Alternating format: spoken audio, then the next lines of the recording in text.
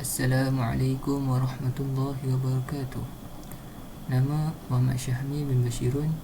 Nombor metrik 055474. Hari ini saya ingin membentangkan tentang 3 topik dalam ilmu ulum hadis. Topik yang pertama ialah penggunaan istilah as-sunnah dalam ilmu hadis, usul fiqh dan akidah. Yang kedua adalah perbezaan ilmu hadis riwayah dan hadis dirayah. Topik yang ketiga ialah perkembangan ilmu hadis riwayah dan dirayah di zaman sahabat radhiyallahu anhu. Okey, kita akan pergi kepada topik yang pertama. Penggunaan istilah as-sunnah dalam ilmu usul fiqh, ilmu hadis dan ilmu akidah dan ilmu fiqh. Dalam usul fiqh, sunnah ni adalah kata-kata, perbuatan, takrib Rasulullah SAW. Ulama usul fiqh mengkaji hadis sebagai sumber hukum syariat seperti wajib, haram, sunat, harus dan makruh. Ilmu yang kedua iaitu akidah. Sunnah adalah berlawanan dengan bid'ah. Maknanya mereka yang berpaling daripada sunnah akan dianggap sebagai bid'ah. Yang ketiga adalah ilmu hadis. Ilmu hadis mengistilahkan as-sunnah ni apa yang disandarkan kepada Rasulullah SAW dari segi perkataan, perbuatan, pengakuan, sifat dan fizikal, akhlak, sama ada sebelum dilantik menjadi rasul atau sesudah. Dan yang ketiga adalah ilmu fiqh.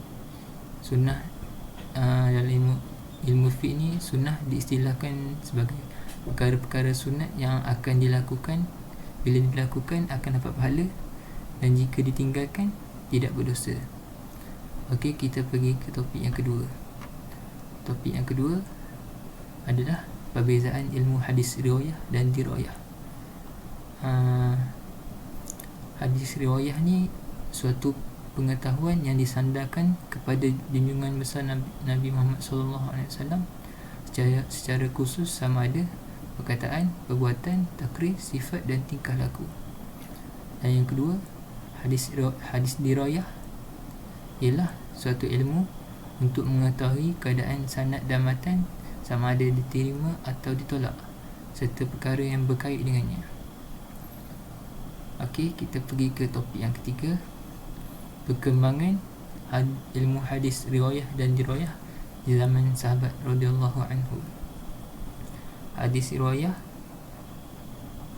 poin yang pertama, selepas kewafatan Nabi Muhammad SAW, kebanyakan para sahabat masih tidak melaksanakan penulisan dan pembukuan secara formal.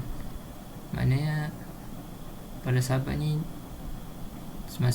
selepas wafatnya Nabi, para sahabat ni tak buat penulisan hadis riwayah ni secara pembukuan atau penulisan. Poin yang kedua, namun ada dalam kalangan para sahabat yang pandai menulis. Poin yang ketiga, selepas itu bermula kegiatan para sahabat dalam penulisan dengan cara mengajar serta mempelajari. Seterusnya, perkembangan ilmu hadis dirayah di zaman sahabat radhiyallahu anhu. Poin yang pertama,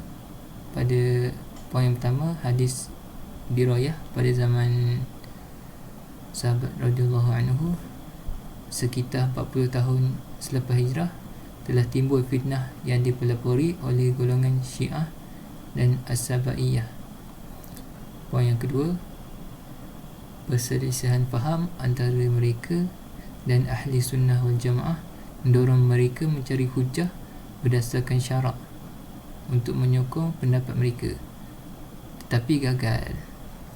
Poin yang ketiga, ini menyebabkan mereka, yakni golongan Syiah dan golongan As-Sabaiyah ni, cuba untuk memalsukan hadis sehingga ke peringkat tertinggi, sehingga para ulama hadis yang menyedari perkara itu berusaha untuk membendung penyebaran hadis palsu. Itu saja. Syukran jazilan.